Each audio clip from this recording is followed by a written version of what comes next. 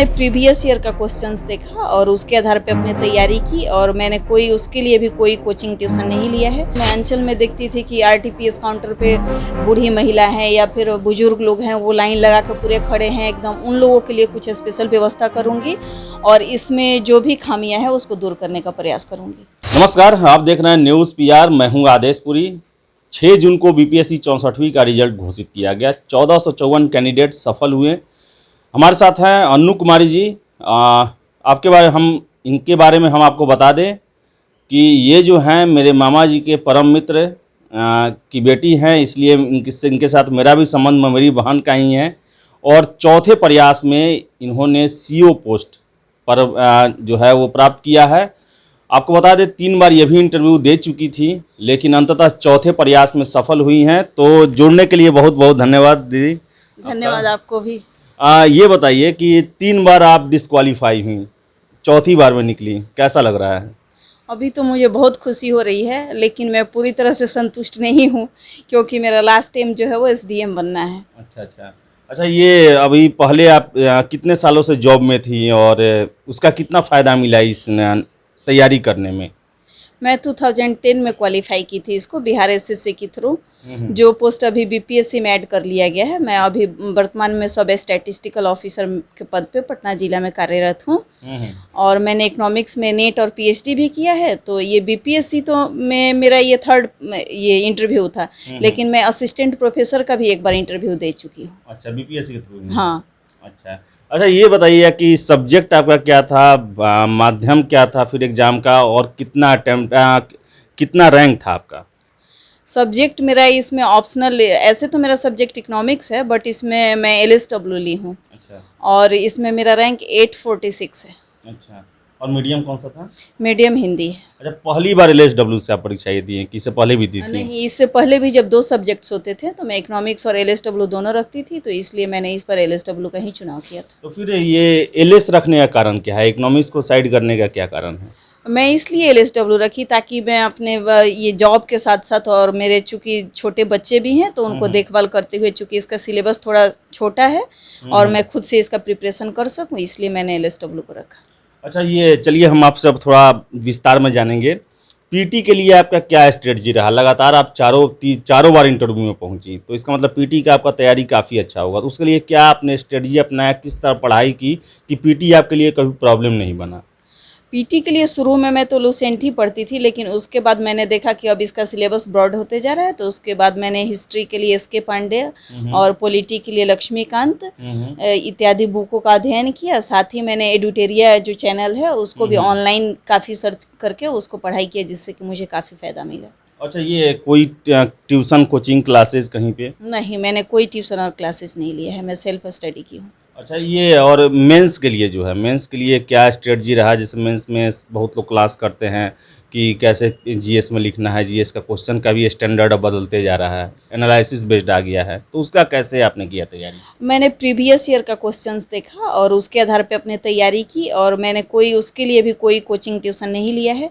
और चूँकि मेरे हस्बैंड भी इसकी तैयारी करते थे तो उनसे मुझे पूरा गाइडेंस मिल जाता था। अच्छा, ये जैसे कि कहा जाता है कि मेंस के लिए कि अपने से लिखने का प्रैक्टिस करना चाहिए। हाँ। लेकिन उसका आखिर निर्धारण कौन करेगा कि आपका लिखना जो है वो सही दिशा में है या गलत दिशा में है, बिना किसी इंस्ट्रक्टर के? तो वो इंस्ट्रक्टर का काम मेरे हस्बैंड करते थे और मैं और यूट्यूब चैनल पे देखती थी, चैनल्स वाले जो एनालिसिस करते थे, और किसी का कॉपी मैं प्रीवियस ईयर का बीपीएससी का देखती थी मंगा के, तो उसके आधार पे मैंने भी अपना प्रिपरेशन शुरू किया। अपने हस्बैंड के बारे में बताती है, अब 2 बार हस्बैंड का अपना नाम लिया आपने, क्या करते हैं और कितना योगदान रहा आपको इस पोस्ट तक लाने में उनका? मेरे हस्बैंड का नाम इंजीनियर दिनेश कुमार है। वो वर्तमान में एसएससी के पोस्ट पे राजेंद्र नगर में कार्यरत हैं और चूँकि वो भी यूपीएससी और बीपीएससी का तैयारी करते थे, तो उनसे मुझे काफ़ी योगदान मिला और वो बहुत ही सपोर्ट किए हैं हमको, तभी मैं यहाँ पहुँच पाई हूँ। अच्छा, ये फिर से इंटरव्यू के बारे में हम जानेंगे कि नंबर तो आ गया है आपका, कितना इस बार और बार की तुलना में कितना नंबर दिया गया इंटरव्यू में आपको? इंटरव्यू में फर्स्ट अटेम्प्ट में मुझे 85 मिला था और सेकंड में काफ़ी कम नंबर मिला था, क्योंकि उस टाइम मेरी प्रेगनेंसी थी। अब मुझे नहीं पता कि उन्होंने नेगेटिव लिया या क्या लिया, लेकिन उस टाइम मुझे काफ़ी कम मार्क्स मिले थे। तो जब फर्स्ट टाइम में मुझे मिला था तो 150 में 85 मिला था, बट इस बार 120 में 85 मिला है। अच्छा अच्छा। लेकिन मुझे इससे ज़्यादा की उम्मीद थी, क्योंकि बोर्ड मेंबर्स ने मुझे लास्ट में बेस्ट ऑफ लक बोला था। ओह अच्छा अच्छा।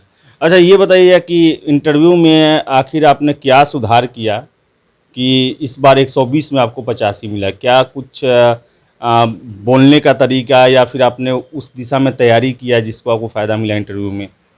हाँ, बोलने का तरीका तो चेंज किया ही, साथ ही वो प्रीवियस ईयर में जो मैं इंटरव्यू दी थी उससे मुझे एक्सपीरियंस मिला और उसका लाभ मिला मुझे। कॉन्फिडेंट थी कि नहीं थी आप इस बार इंटरव्यू में? क्योंकि बहुत ज़्यादा लोग डरे हुए रहते हैं। मुझे बहुत लोग बोला कि नहीं यार इंटरव्यू का सोच लेते हैं तो आज रात को नींद नहीं आता है। नहीं, इंटरव्यू तो मेरा बहुत अच्छा गया था, इसलिए मैं कॉन्फिडेंट थी कि मेरा रिजल्ट इस बार होगा। अच्छा इलनेस में कितना नंबर था आपको इस बार? पूरा टोटल नंबर सब बताती नंबर कितना था आपका?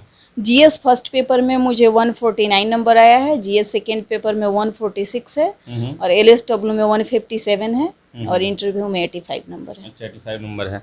अच्छा सीओ से कितना संतुष्ट हैं आप? आप चॉइस बताइए कौन कौन सा चॉइस दी थी आप? देखिए, चूँकि मैं ब्लॉक में काम कर चुकी हूँ, इसलिए मैं ये सारे पोस्ट का गरिमा जानती हूँ। तो मेरा फर्स्ट चॉइस तो एसडीएम था, सेकंड चॉइस डीएसपी था और थर्ड चॉइस में डिस्ट्रिक्ट लेवल का पोस्ट मैं पसंद नहीं करती थी, लेकिन फिर भी मैंने रजिस्ट्रार का दिया था। फोर्थ में एक और कोई पोस्ट था जो मैं दी थी और फिफ्थ में मेरा आरडीओ और सीओ ही उसके बाद मेरे पास।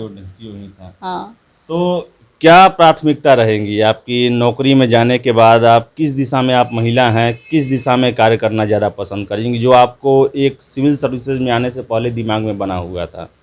हाँ, चूँकि मैं खुद एक महिला हूँ तो महिला की परेशानियों को समझती हूँ। मैं चूँकि अंचल ब्लॉक में काम भी कर चुकी हूँ तो मैं अंचल में देखती थी कि आरटीपीएस काउंटर पे बूढ़ी महिला है या फिर बुजुर्ग लोग हैं, वो लाइन लगा के पूरे खड़े हैं एकदम, उन लोगों के लिए कुछ स्पेशल व्यवस्था करूँगी और इसमें जो भी खामियाँ हैं उसको दूर करने का प्रयास करूँगी। तो बहुत बहुत धन्यवाद जुड़ने के लिए और हम विश करेंगे कि आप अगला भी बीपीएससी निकालें और इसमें एसडीएम हो और फिलहाल आप सीईओ के पोस्ट पर अच्छा योगदान दें आप।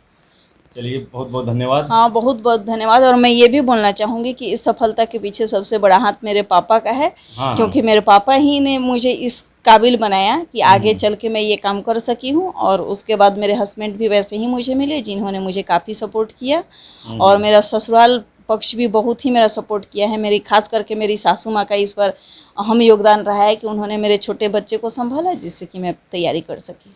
तो इस बार जो है हम मिला रहे हैं कि जो भी महिलाएं निकल रही हैं ज़्यादातर शादीशुदा ही हैं और सबसे बड़ा योगदान उनमें हो रहा है उनके हस्बैंड का, फिर से उनके ससुराल वालों के सास ससुर का, क्योंकि वो पूरा एक तरह से उनके साथ खड़ी रहती हैं और जिसके बदौलत निकालती हैं। तो अनु कुमारी हैं, ये भी बता रही हैं कि इनके भी हस्बैंड और ससुराल वाले जो हैं सदा हमेशा इनके साथ खड़े रहें और जिस कारण ये 4 बार बीपीएससी की परीक्षा दी, 4 बार इंटरव्यू में पहुंची और अंततः सफल हुई हैं। आपको बता दें कि इनके पिताजी अरुण यादव उनका नाम है, मोतिहारी के जीवधारा के रहने वाले हैं। उनको मैं बचपन से जानता हूं, हम लोग भी मामा बोलते हैं उनको। उनका भी बहुत ज़्यादा योगदान, वो पढ़ाई के लिए हमेशा इनके लगे रहते थे दिनों रात। किसान थे लेकिन सब ज़रूरत पूरा किए, तो उनका भी बहुत बड़ा योगदान है। और आप आगे हम आपसे और लोगों का इंटरव्यू से जोड़ते रहेंगे, बताते रहेंगे कि कैसे उन्होंने तैयारी किया और बीपीएससी जैसे परीक्षा में सफल हुए। तो फिलहाल इस वीडियो में इतना ही। वीडियो पसंद आए लाइक शेयर करें, हमारे चैनल न्यूज़ PR को सब्सक्राइब जरूर कर लें।